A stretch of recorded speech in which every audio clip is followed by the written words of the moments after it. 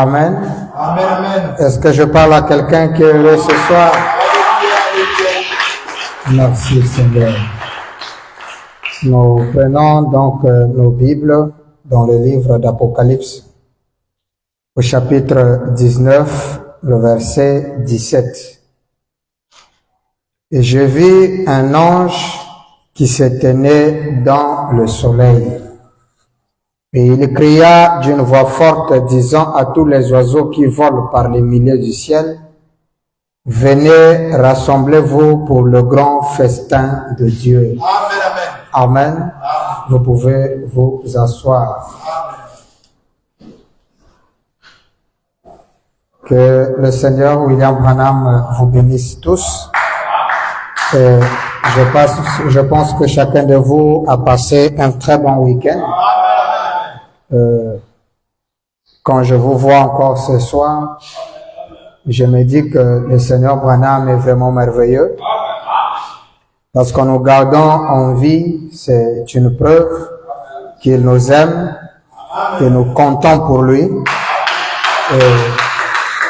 et que nous sommes chers à ses yeux au détriment de tout ce que les gens peuvent dire. Nous, notre foi, c'est Branham. Nous comptons sur Branham. Nous marchons avec Branham et nous vivons en Branham. Nous lui laissons le soin de nous diriger et de nous orienter.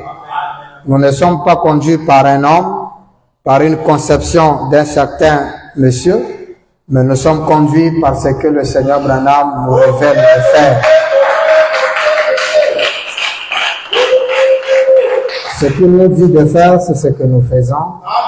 Et c'est ça le conseil que nous vous donnons. Restez avec le Seigneur, même si tout le monde est contre vous, mais soyez avec le Seigneur. Il est écrit que 1000 tombent à ton côté, 10 000 à ta droite, tu ne seras jamais atteint. Car les méchants verront la vengeance de l'Éternel et la rétribution de l'Éternel de ta part. Il combattra pour nous et il sera notre secours. Amen, amen. Alors, donc, nous avons été très bénis avec l'enseignement que nous avons vu depuis la semaine passée sur le mystère du nom Branham. Nous avons vu l'influence des noms, nous avons vu l'origine du nom Branham et l'importance de ce nom-là. Nous bénissons le Seigneur pour tout ce qu'il a révélé pour nous, parce que par cet enseignement, nous avons compris beaucoup de choses que hier, on ne connaissait pas. J'ai vu même une sœur qui me disait, « Ah, mais moi, quand j'entendais troisième poule là, je ne comprenais rien, je ne savais où défendre, où entrer. Mais maintenant, grâce à cet enseignement, je comprends maintenant et je peux parler du troisième poule. » Je dis, les choses du Seigneur viennent au temps marqué. Alors donc ce soir, j'étais en train de chercher à donner un enseignement qui était venu sur le silence de Dieu. Mais le temps était très imparti pour pouvoir parler de cela. Alors donc, ce soir, je vais parler d'une prédication sur que j'ai intitulé « L'ange dans le soleil ». Donc, ce soir, le thème c'est « L'ange dans le soleil ». Amen.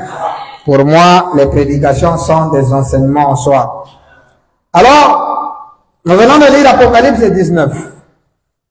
Apocalypse 19 est un chapitre très profond. Elle renferme en soi des éléments nous pouvons, qu'on appellerait des pépites d'or, que nous pouvons passer beaucoup de temps là-dessus. Elle est très profonde et très mystérieuse. L'Apocalypse 19. Amen, amen. Il est beaucoup connu par le chapitre premier. Là où on nous parle de l'ange qui descend sur un cheval blanc. C'est souvent ce verset-là qui est beaucoup développé.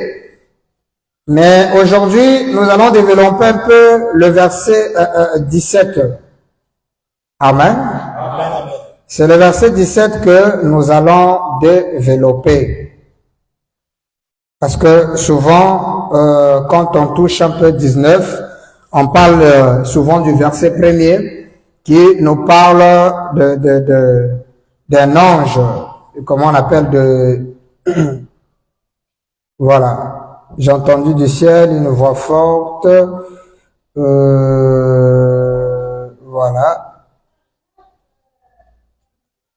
Nous allons au verset 13, ouais. 11. Oui, c'est souvent 11.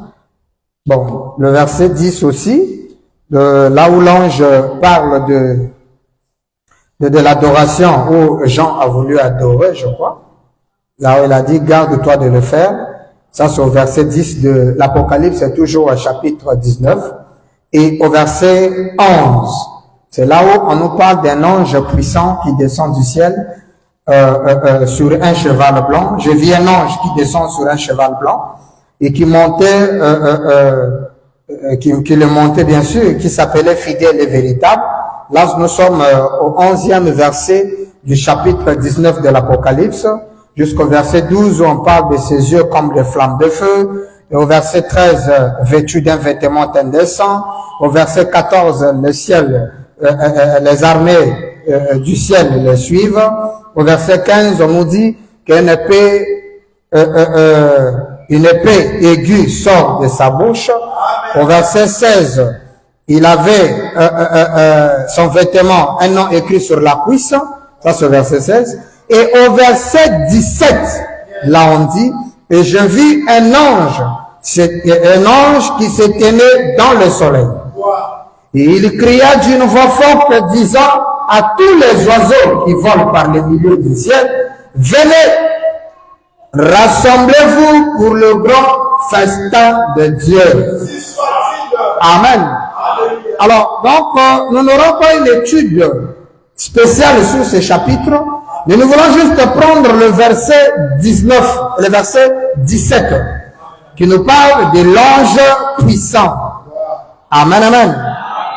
Alors, il dit, il voit un ange dans le soleil. Le soleil est apparu au zénith pour le prophète, il était un prophète bien sûr, Jean. Dans l'île de Patmos, il voit un ange. Après avoir vu le cavalier sur un cheval blanc, qui avait une épée aiguë, le roi des rois, le seigneur des seigneurs, il voit maintenant un ange. Le soleil apparaît devant lui, et dans le soleil, il voit un ange. Et l'ange là a une voix, il crie fort, d'une forte voix, et il dit à tous les oiseaux qui volent au milieu du ciel, venez, rassemblez-vous pour le grand festin de notre Dieu. L'ange dans le soleil informe, est-ce que vous comprenez cela? À la nature, à ceux qui volent au-dessus du ciel, de se rassembler pour le festin de Dieu. Vous comprenez ça? Alors, ce passage, on peut donner notre interprétation, nos idées, nos conceptions, mais il est mieux de les prendre selon Frère Branham. Parce que le maître de la parole, c'est William Branham. Il est le seul révélateur des Saintes Écritures.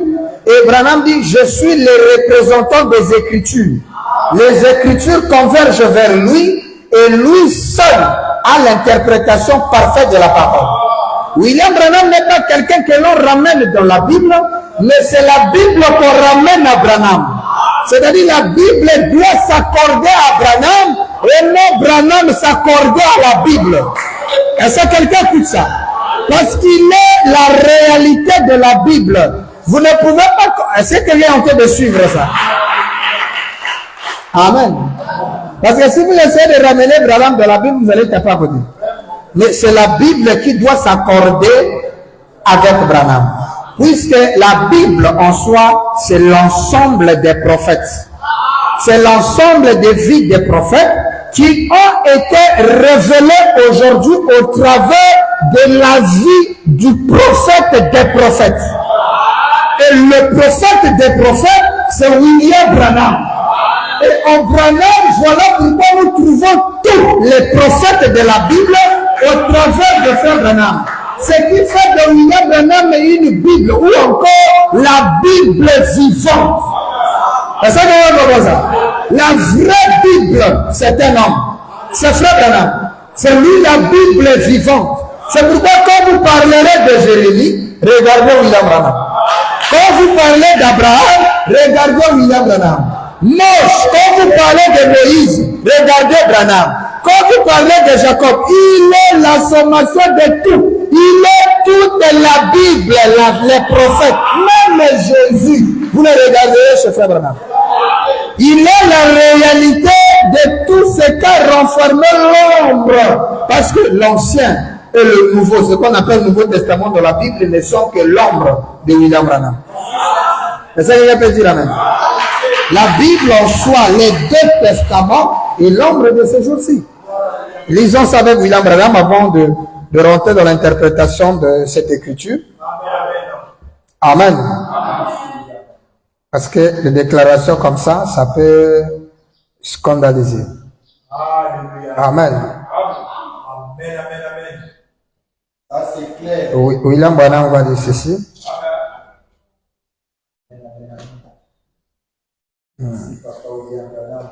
Et quelqu'un comprend?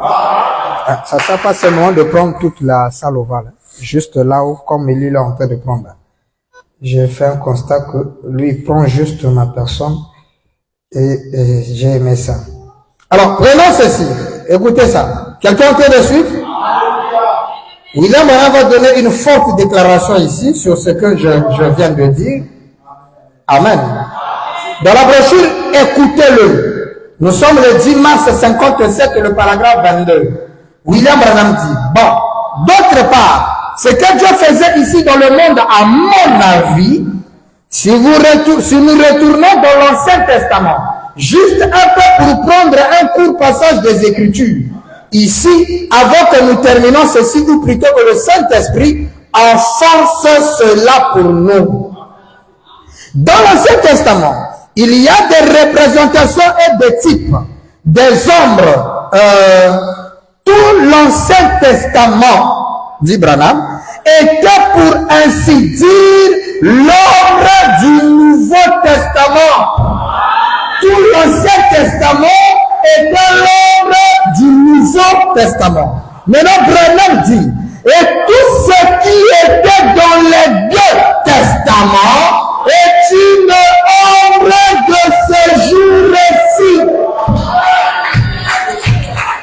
Est-ce que vous avez ça? Tout ce qui était dans les deux testaments, hein? Ce que vous appelez ancien et ce que vous appelez nouveau, les deux là étaient l'ombre de ce jour. Dans la réalité, c'est aujourd'hui. C'est pourquoi vous ne pouvez pas amener Branham dans la Bible. Non, c'est la Bible qui doit s'accorder à Branham. C'est pourquoi il dit, mon témoignage à moi est hors la Bible. Si nous prenons la Bible comme référence, c'est pour vous amener à rentrer. C'est juste une carte routière qui vous amène à destination, hein, qui vous conduit le chemin vers la destination. Maintenant, quand vous arrivez à la destination, la carte routière n'est plus serviable. On met cela de côté. Quelqu'un comprend ça? Alors, donc, prenons l'interprétation de William Branham. Quatrième saut. Quatrième saut. Paragraphe 356, 357, et nous lirons 362. D'abord, il dit ceci. Quelqu'un en train de suivre? Il dit ceci. Maintenant, 356. Si vous voulez voir les records, prenons Apocalypse 19. Après qu'ils ont été tués par la parole. Donc le diable a été tué et ses éléments par la parole. Or, la parole va les tuer. Est-ce que vous comprenez cela? La parole va terrasser l'ennemi. L'ennemi sera tué par la parole. Vous écoutez ça? Et il dit, ça, vous le savez. Très bien. Maintenant, regardez bien. Vous allez voir ce qui se passe à la venue de Christ. Hein? L'antichrist est tué par la parole. C'est la parole qui le tue. Ibrahim dit, ça, vous le savez. Très bien. Maintenant, regardez bien. Vous allez voir ce qui se passe à la venue de Christ. Dans Apocalypse 19, à partir du verset 17. N'est-ce pas? William Branham dit, vous allez voir ce qui se passe à la venue de Christ dans Apocalypse 19 à partir du verset 17. Or, le verset 17 dit, et je vis un ange qui se tenait dans le soleil. De l'ange dans le soleil parle de la seconde venue. Alors, c'est quelqu'un qui amène. Ou encore, l'ange dans le soleil parle de la venue du Seigneur. La venue de Christ. Donc quand Apocalypse 19, le verset 17 s'accomplit, ça veut dire que Christ est là. Et ce quand Christ descend, qui est l'antichrist tué. Regardez, il dit, à partir du verset 17, Branham lit la Bible, et je vis un ange qui se tenait dans le soleil. Il arrête la Bible là-bas et lui dit, maintenant, ça c'est juste après que, regardez un peu plus haut, son vêtement était teint de sang. Hein? Et il s'appelle roi de rois, seigneur de seigneurs. Au verset 13, il s'appelle la parole de Dieu. Voyez, alors le voici, roi de rois et seigneur de seigneurs. Donc, l'ange puissant, l'ange qui est dans le soleil, Frère Branham me dit, c'est celui-là qui est au verset 13 appelé roi, seigneur. Donc, l'ange dans le soleil, c'est le Seigneur lui-même. L'ange dans le soleil, c'est Dieu lui-même. Oh, c'est quelqu'un qui peut me donner la main. C'est le roi des rois. Mais parce qu'aucun être humain ne peut être dans le soleil. Quel ange a la capacité de vivre dans le soleil? Pour vivre dans le soleil, il faut être le soleil soi-même. Et celui qui peut vivre dans le soleil, c'est le créateur du soleil. Parce qu'il est fait de même matière que le soleil. C'est pourquoi les Écritures l'ont identifié comme étant le soleil de la justice. Et lui, il descend selon Malachie 4. Dans Malachie, il a dit, pour vous qui craignez mon nom, se lèvera le soleil. Et ce soleil aura la guérison. Et ce soleil-là fait apparaître quelqu'un en lui. Et ça fait pour ça. Quelqu'un apparaît dans le soleil. Malachie l'a vu. Il a dit, quand ce soleil-là va se lever, mais il ne se lèvera pas pour tout le monde. Pour ceux qui craignent mon nom. C'est pourquoi il était important qu'on connaisse le mystère du nom Branham. Et une fois que nous croyons à la révélation de ce nom, alors la crainte de ce nom entrera. Or, quand la crainte du nom de l'Éternel entre, alors pour vous va se lever. Parce qu'il est dit, pour vous qui craignez mon nom, se lèvera le soleil de la justice. Hein? Ceux qui craignent le nom de l'Éternel, on les condamne, on les diabolise, on fait tous deux, mais ils ont vu le soleil de la justice. Frère, ce n'est pas la justice d'un pasteur ou d'un homme qui caractérise un fils de Dieu, mais c'est la justice du soleil. Tout le monde naturellement subit l'influence du soleil. Que tu sois saint, pécheur, juste ou pauvre, riche, le soleil frappe sur toi. C'est pour montrer spirituellement que seul le soleil de la justice, seul Dieu peut justifier quelqu'un. Vous Vous pouvez appeler quelqu'un du diable, vous pouvez diaboliser une personne d'après votre conception. Mais que dit le soleil? Mais pour vous, est-ce que vous avez dit ça? Tout ce que je vous demanderai, c'est de craindre le nom de l'Éternel. Et craindre le nom de l'Éternel, ce n'est pas avoir peur du nom de l'Éternel. Mais c'est faire des choses qui sont en rapport avec les Écritures ou la parole. Ça, c'est la crainte de Dieu. Amen, amen. Et c'est ça qui produit la sagesse. C'est pourquoi vous voyez devant quelqu'un la crainte du nom de l'Éternel, il est sage. Il ne divague pas parce qu'il vit dans le 3e testament. Il est dans le 3e sacerdoce. Il a compris le plan et le mystère de Dieu. Amen, amen. C'est pourquoi ne vous inquiétez pas. Le soleil de la justice s'est levé. Tous ceux qui n'ont pas reçu ce soleil, c'est ceux-là qui font justice sur eux-mêmes. Ils amènent les autres au ciel, ils amènent les autres en enfer, ils amènent les autres au purgatoire, ils amènent les autres à être des démons ou de quoi que ce soit. Ça, c'est la justice humaine. C'est parce qu'ils n'ont pas reçu le soleil. Parce que s'ils ont reçu le soleil, ils devraient laisser le soleil faire sa justice. Parce que le soleil s'est levé avec... C'est un soleil de justice. Mais la justice, là, il vient justifier que les croyants. Et pendant qu'ils sont négligés, ils sont malades, pleins de plaies, pleins de maladies. Il dit, ne vous en faites pas. On vous a condamné que vous êtes malade. Ce qui vous arrive, c'est parce que. Il dit, je viens avec la justice pour vous dire que vous êtes normal, qu'il n'y a pas de mal en vous. Moi, Dieu, je n'ai rien vu. C'est pourquoi je descends avec la guérison sur les ailes, afin de vous apporter la guérison. Mais pourquoi il vient avec la guérison sur ses ailes? C'est parce que la fille de son peuple est malade. Amen, amen.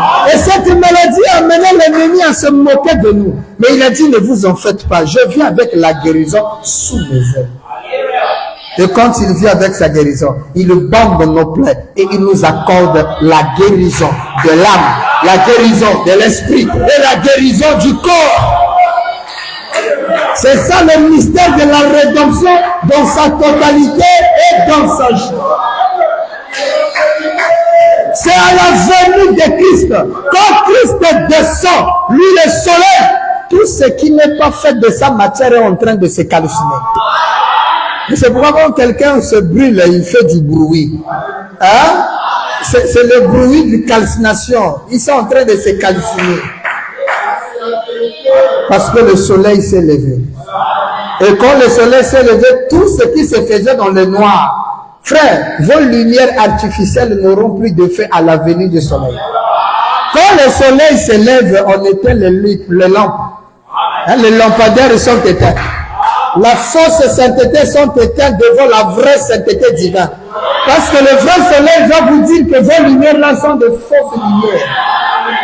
C'est pourquoi laisse le soleil briller sur toi. Ne prends pas de lumière artificielle. Ne prends pas de lumière pour plaire à quelqu'un. Ne prends pas de... Ça sera artificiel. Tu seras surpris quand le soleil va se lever que ta lumière ne servira plus à rien. Acceptez le soleil naturel qui est Christ Branham dans votre vie. Lui, le soleil, il fera germer la semence, il brûlera ce qui n'a pas de vie en vous, parce que tout ce qui n'a pas de vie, quand le soleil frappe, ça sèche. Regardez, quand une plante est sous la terre, tant qu'il est debout, même si c'est court, le soleil, quand il frappe, ne pourra pas le sécher, parce qu'il est assis. Mais une fois que vous débarrassez la plante, vous le déracinez, vous le mettez, quand le soleil va frapper, lui va sécher, pendant que le même soleil qui fait sécher l'autre, le même soleil là fait entrer de croître l'autre. Maintenant, celui qui se sèche, il n'a plus rien.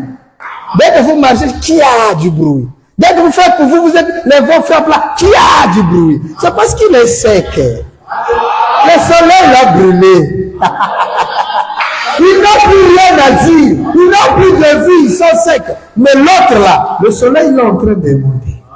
Les vents et les tempêtes arrivent, c'est pour enfoncer ses racines. Il est en train de monter. Car le soleil lui fait du bien. Amen, amen. C'est à la venue de Christ. Et William Branham, en descendant, vous pouvez lire 360 et 361, il parle de la continuité de ce passage. Là où il dit, il parle de Jézabel, il dit au 360 de 4e saut, il dit maintenant regardez bien comment il s'avance pour frapper. Qui frappe-t-il? Jézabel et son accable les faux prophètes. Et je vis un ange qui se tenait dans le soleil et cria d'une voix forte, il répète le passage, il dit, il les donne aux pâtures, aux bêtes sauvages et aux oiseaux. Maintenant regardez ici dans l'autre chapitre ici, du livre de l'Apocalypse, il est dit, faire périr par l'épée, par la mortalité, les bêtes sauvages de la terre. Voyez, l'église Jézabel. Son effet, son corps va être dévoré par les oiseaux et les bêtes sauvages de la terre. Exactement comme ce fut le cas pour Akab et Jézabel dans le naturel. Il leur arrivera la même chose sous la forme spirituelle à l'église. Quelle église? Branham, quand il parle de l'église, il ne s'agit pas de la vraie église. Parce que la fausse et la vraie église, frère Branham dit les deux sont l'église. Mais il est difficile de les caractériser. Parce que la fausse église et la vraie, les deux sont tellement semblables qu'ils sont jumeaux. Hein? Et c'est là où il est dit, quand le maître de la moisson a planté la vigne étant germée, arrivée quand la vigne a poussé, alors l'ivraie aussi a poussé. Les disciples ont dit, il nous faut déraciner l'ivraie pour laisser le blé croître normal.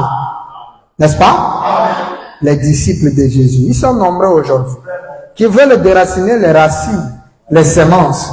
Alors Jésus, sage qu'il était, il dit non. Le maître, Jésus l'a dit, le maître leur dit, non, ne déracinez pas l'ivraie. Laissez les deux croître ensemble. Il dit, mais pourquoi? Il dit non, parce que en déracinant, vous risquerez de déraciner le blé. Mais pourquoi les serviteurs vont déraciner le blé? C'est parce que le blé parfois se comporte comme un livret. Mais dis quand même, livret est polygame. Le blé aussi devient polygame. Tu risques de confondre les deux et déraciner. Livret prend l'alcool. Le blé aussi peut arriver qu'il prenne pas de vin. Alors, en voyant cela, toi, tu risques de déraciner le blé. Mais pourquoi est-ce que le Seigneur peut-il dire non? En déracinant, vous risquerez de déraciner le blé. Ah, comment on va déraciner le blé? Mais c'est parce que le blé là, quand vous avez l'idée du caractéristique de comment on l'appelle, de l'ivraie, vous risquerez de déraciner. Imaginez-vous, on vous amène au temps du prophète Osée. On vous dit, bon, allez-y déraciner l'ivraie. Mais Osée serait déraciné. Dieu parle à Osée, il n'a pas dit à l'église, il dit à Osée, va prendre une prostituée. Mais au monde avec cette prostituée. Et quand vous allez mettre au monde l'enfant là, donne-le le nom là, ça signifie qu'Israël m'a rejeté, j'ai pris notre femme. Et quand Osée finit, il dit, va encore aimer une femme déjà aimée, dans une femme d'autrui. Une femme déjà aimée, va lui dire de la prendre. Bon, imaginez-vous, vous étiez là, serviteur ou disciple. Ben, vous allez déraciner Osée. Bon. Il est écrit que celui qui s'associe avec la prostituée devient un. Donc le prophète là est prostitué, c'est un livré, on va les déraciner. Tu aurais dû les déraciner si c'était toi. Mais puisqu'il ne répond pas les critères du blé. Hein?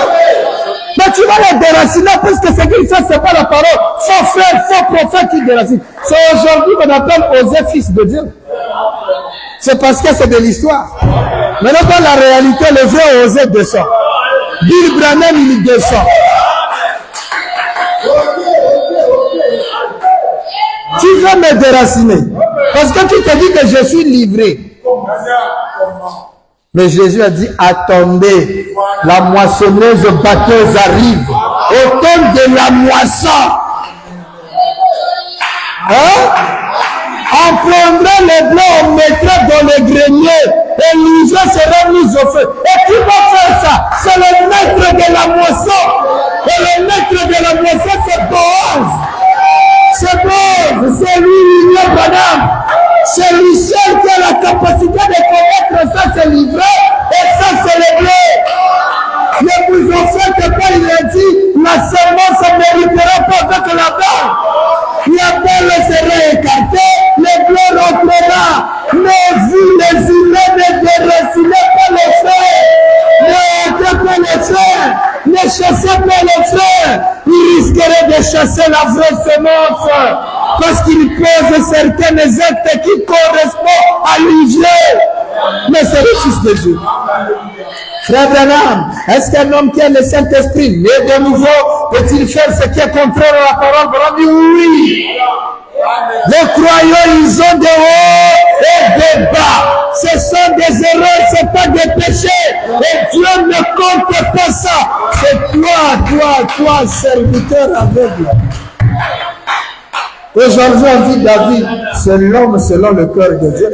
Quel critère il avait pour prouver qu'il était l'homme selon le cœur de Dieu? Quel critère?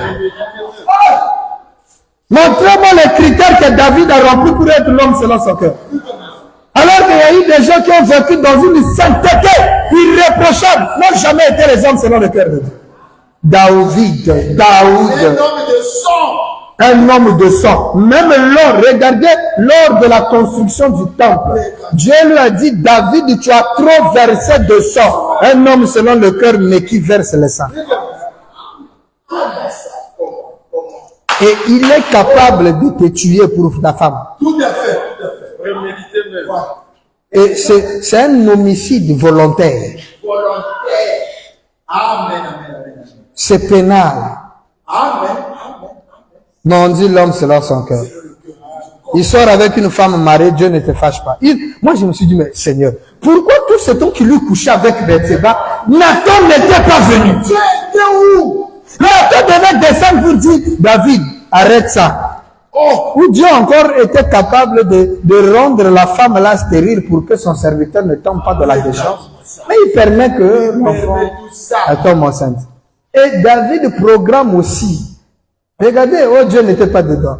Ça, si vous êtes dans le deuxième sacerdoce, c'est comme ça que vous lisez la Bible. Parce que nous, quand on lit la Bible, c'est là où on comprend que Jonas n'a jamais péché.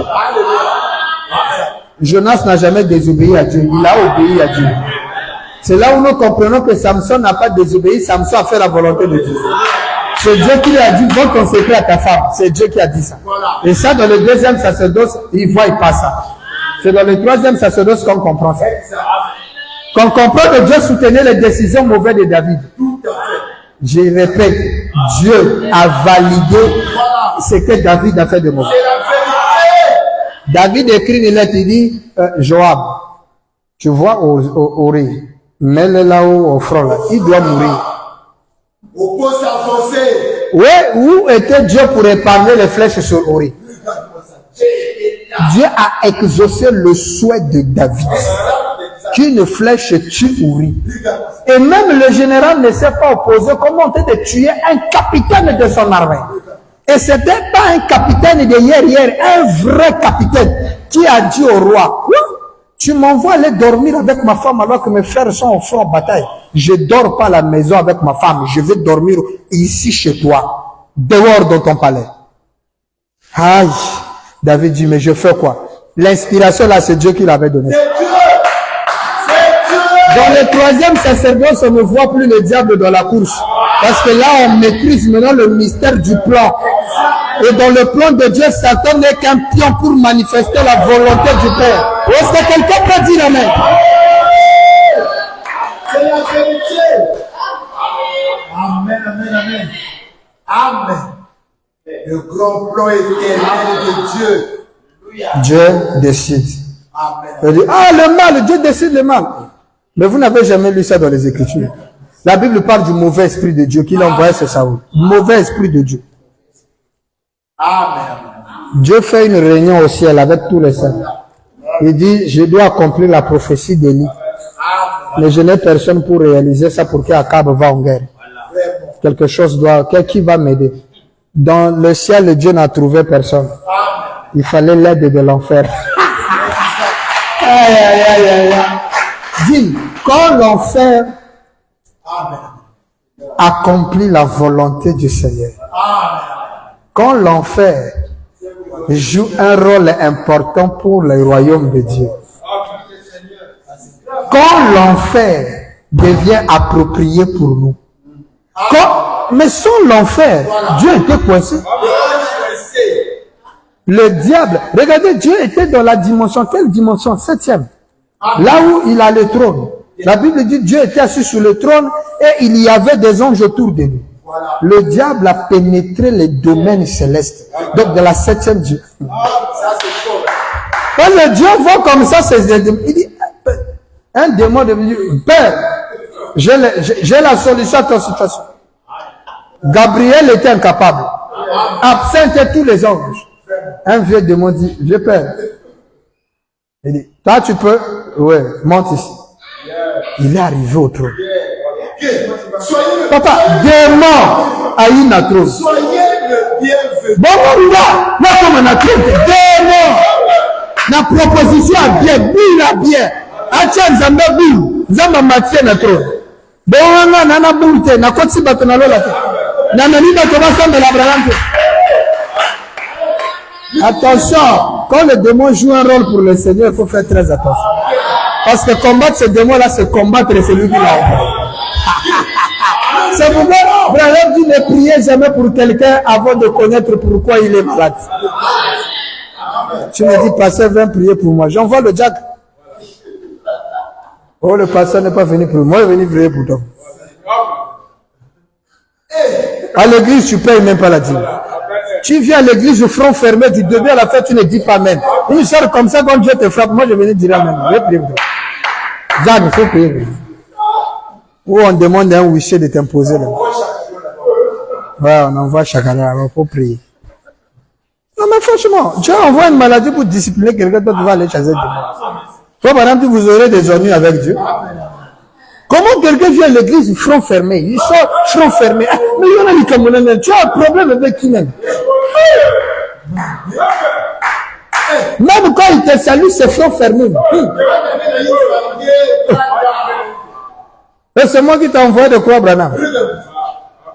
Même si c'est moi qui t'ai exhorté, mais je t'ai pas mis la puce à l'oreille, je n'ai pas mis la chicotte derrière toi. À la maison de l'Éternel, c'est là où on est.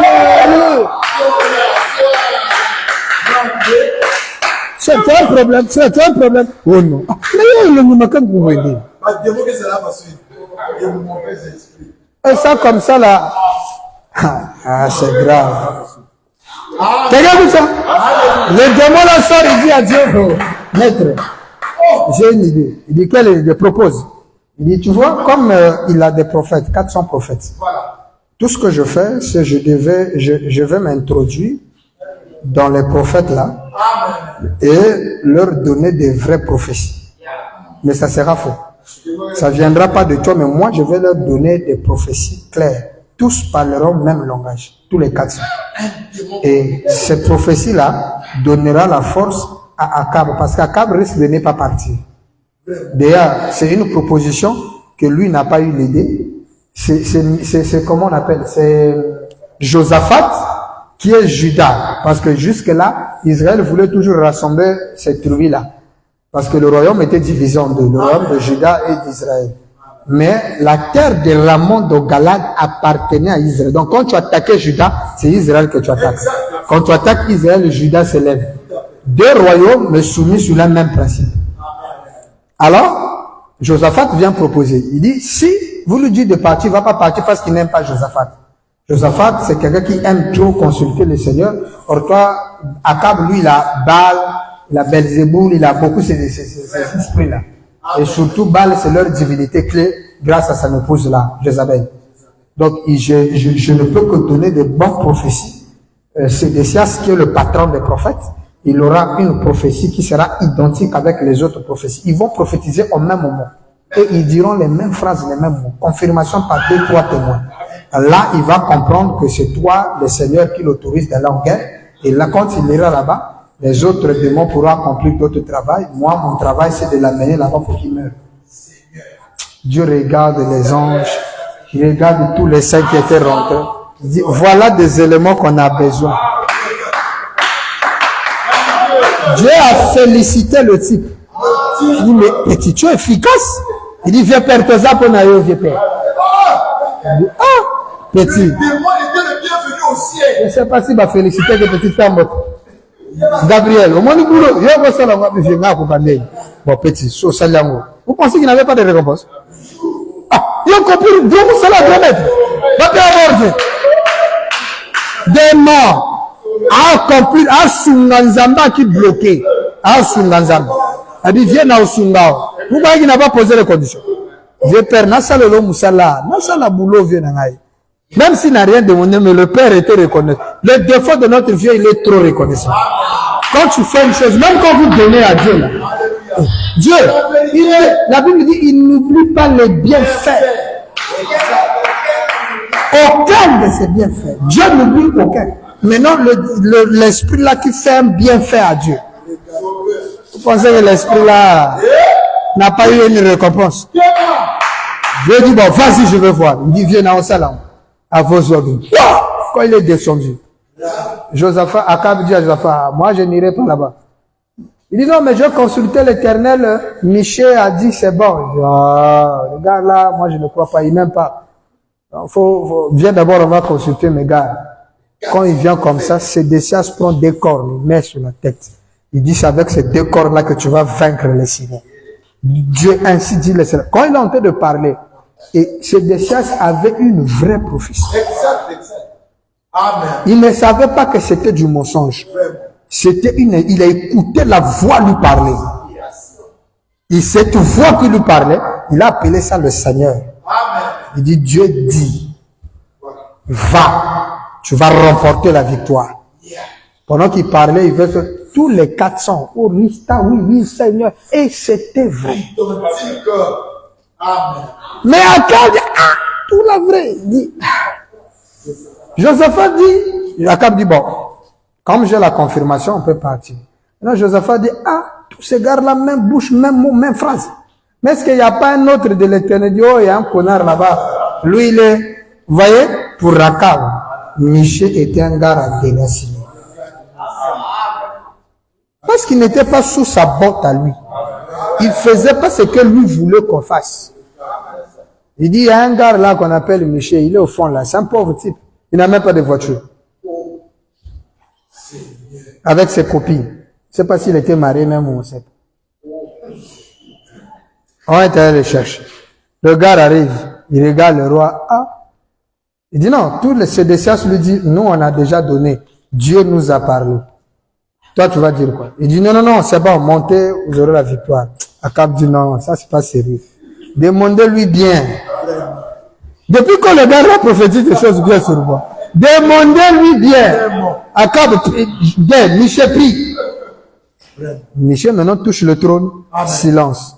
Les visions s'ouvrent. Voilà. Oh, est-ce que vous comprenez? Alléluia. Michel voit la pensée de Dieu.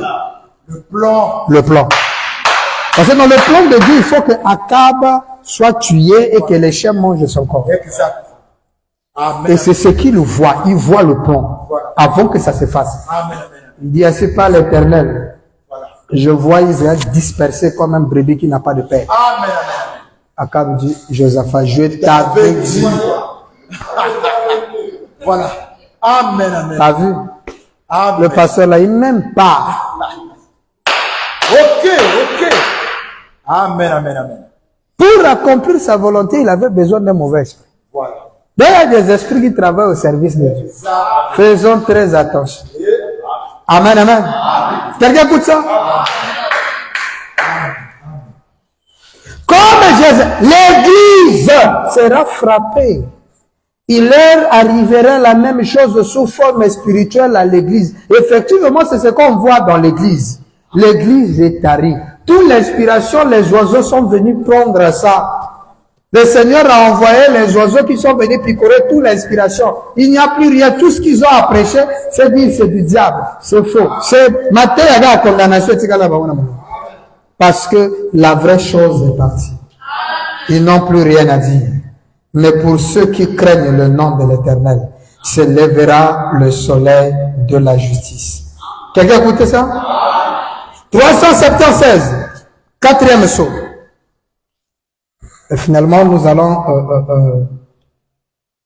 allons aborder ça plus le mercredi. Donc cette semaine, nous allons continuer ça. Il dit, et le 366 ou 376, 377, 377, toujours quatrième saut. Et le quatrième soir, au dernier soir, dimanche soir, je ne sais pas ce qu'il en est des autres, je les ai juste lus comme vous. Mais il y a un silence d'une demi-heure. Mais il s'est passé quelque chose, je m'attends à ce qu'il me révèle. Il le fera, je suis convaincu qu'il le fera. Écoutez, nous avons dû prendre plusieurs passages de l'Écriture jusqu'au chapitre 19 pour montrer que c'est par la venue de Christ que l'Antichrist sera tué. L'Antichrist est tué à la venue de Christ. Quand Christ descend, l'Antichrist est tué. Alors quand l'Antichrist est tué, mais personne ne peut séduire les élus.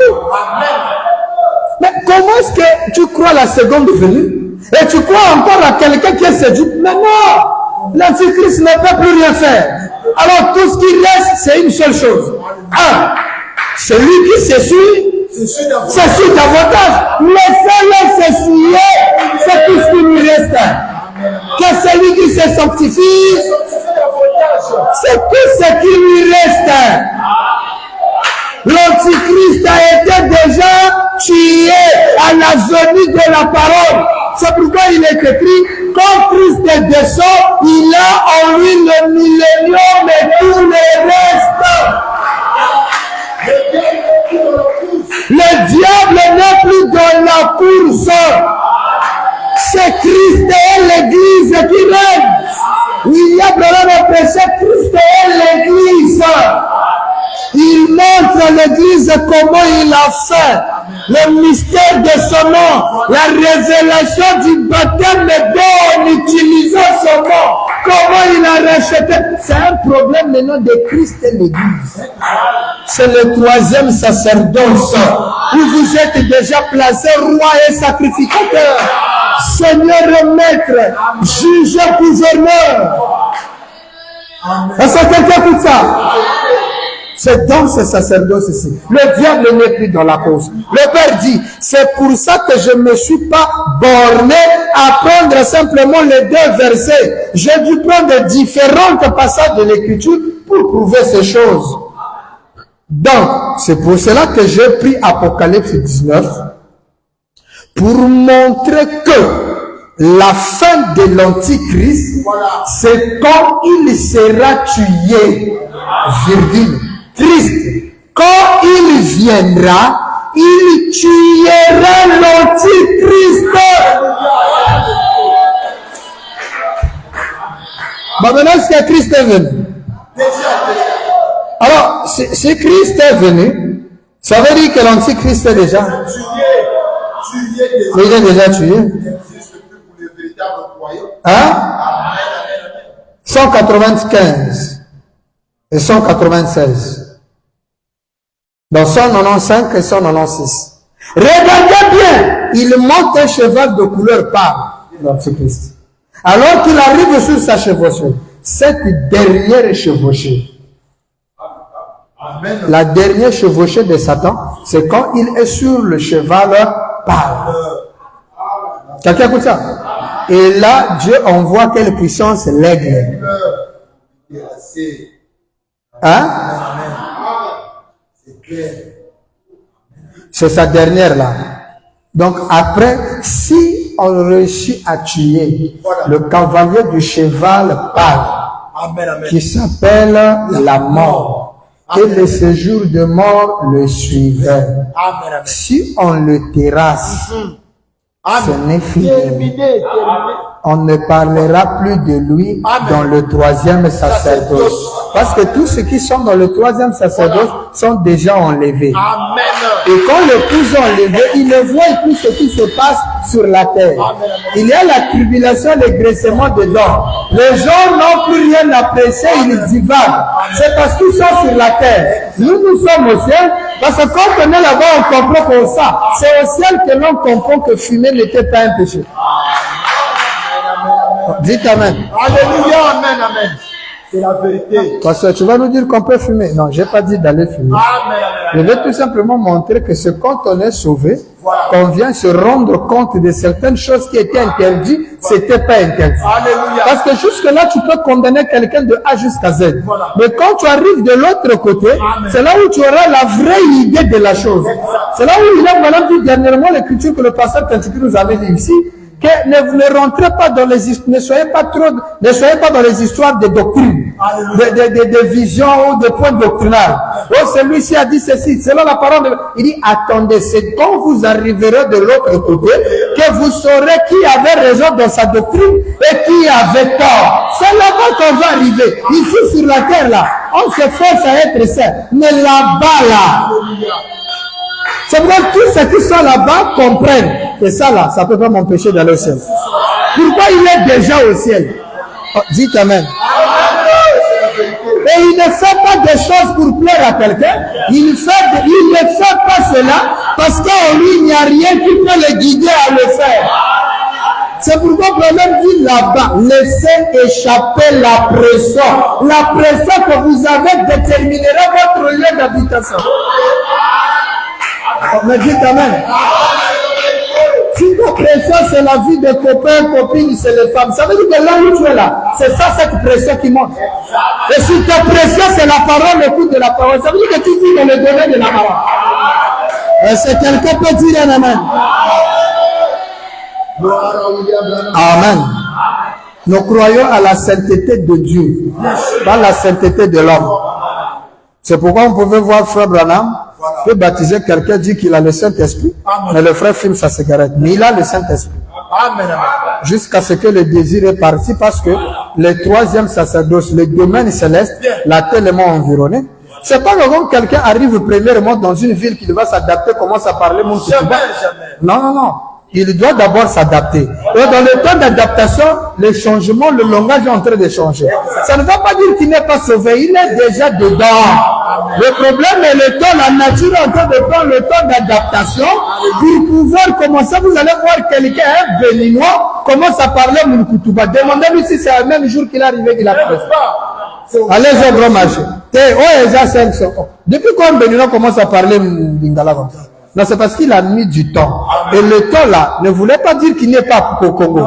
Il est déjà au Congo. Mais il prend le temps de s'assimiler aux règles congolaises qui dit Motangue, Boni, Bolamukio, ah ouais, Boni, ouais, combien. Tout ça là, c'est la nature congolaise. Mais ça prend du temps. Ça ne veut pas dire qu'il n'est pas au Congo. Il est déjà dans le Congo. Ah, message. Amen. Amen. Vous comprenez ça? La couleur parle. Cela arrivera. Il dit, oh, ça, avec des déclarations comme ça se scandalise. Mais les croyants savent que c'est la vérité. Il dit, écoutez ça. Or, ça n'arrivera pas dans notre jour, ça sera plus tard. Quand Christ viendra. Or, nous, on sait déjà qu'il est venu. Je termine. C'est le son annoncé d'avance. C'est le son annoncé d'avance. En effet, vous voyez, l'église aura déjà été enlevée quand cela arrivera. Est-ce que quelqu'un est déjà enlevé? C'est que ça arrive. Quand Christ paraîtra ici sur la terre comme cet individu apparaît et il devient complètement le diable. Donc l'antichrist apparaît quand Christ apparaît. C'est la dernière bataille. C'est la dernière bataille. Tout à fait. Dernière chevauchée. Christ apparaît, l'antichrist apparaît. Mais l'antichrist s'est rendu compte que non, je ne peux plus être comme ça. Branham dit qu'il va devenir complètement le diable. Tout à fait. Amen, amen. Hein? Et à partir de l'Antichrist tout au long, en passant par son prophète, pour ensuite entrer dans la bête, le diable lui-même. La bête, c'est le diable lui-même. Et il monte un cheval de couleur pâle, de toutes sortes de couleurs mélangées, qui lui donne cette couleur pâle, cette couleur de la mort. 196, 196. Mais, quand notre Seigneur apparaîtra ici sur la terre, il montera un cheval blanc comme neige et il sera complètement. Ouais, le diable, l'Antichrist était devenu complètement et entièrement le diable. Dernière prise. Voilà. Prise de finition à diable. Voilà. Maintenant, nous allons pas le bien à bête la prise de finition. Tout à fait. Il dit, la prise de finition, c'est quoi? Il sera. Amen, amen, amen, amen, amen. Il sera complètement et entièrement l'Emmanuel. Dieu n'a jamais été Emmanuel avec Jésus. Est-ce que quelqu'un peut me donner un amen? Dieu n'a jamais été complète, entièrement Emmanuel avec Jésus. Non, non, non, non. Il est complètement et entièrement l'Emmanuel. C'est quand il apparaît sur un cheval blanc. Et là, nous sommes à la seconde Apocalypse 19. Il sera entièrement et complètement l'Emmanuel, virgule, la parole de Dieu incarnée dans un homme. Voilà notre Emmanuel.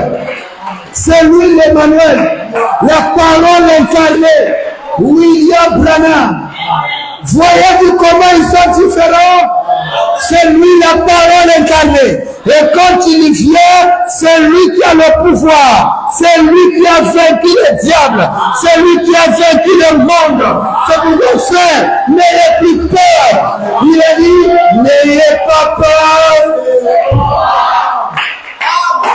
Il a vaincu toutes choses. Une robe d'occasion. Écoutez ça. Est-ce que quelqu'un suit la parole? Amen. Une robe d'occasion. Je termine. 25 novembre 1956. Paragraphe 103. Écoutez le Père. Que les bombes atomiques tombent. Voilà. Alléluia. Amen. Amen. Que les bombes atomiques tombent. Voilà. Amen. C'est marrant, je écoute ça. Alléluia. Peu importe. Quelle que soit la direction suivie. Voilà. Nous sommes enveloppés de la robe. Alléluia. Et nous marchons en vainqueur. Alléluia. Ainsi soit-il. Amen. Branham dit, n'ayez pas peur. Frère Branham dit, n'ayez pas peur.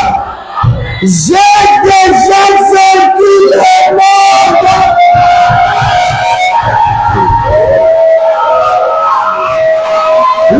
Abraham me dit, n'ayez pas peur. J'ai déjà vaincu le monde. Hein?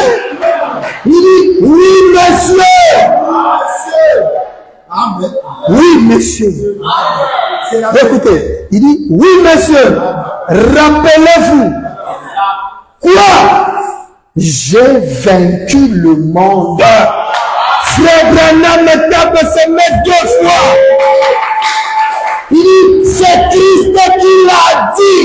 Frère Branham tape sur la chair. Hein? Il a vaincu le monde. Frère Branham a déjà vaincu, n'ayons pas peur. Que 1000 tombent à tes côtés, 10 000 à ta droite, William Branham est le vainqueur. Il a dit au début de la presse, j'ai vaincu le diable. Je l'ai combattu jusqu'à de la démonologie. Jusqu'à voir Satan tomber et être vaincu. J'ai des cicatrices sur mon dos. Le puissant vainqueur, c'est William Branham. Rien ne peut s'opposer devant lui. Peu importe tes maladies, peu importe les bombes, les malédictions, les fléaux, ce que les gens diront. Toi, tu as le vainqueur. Alléluia. Que les gloires vous bénissent. Gloire au vainqueur qui a un nom nouveau. Seigneur de Seigneur.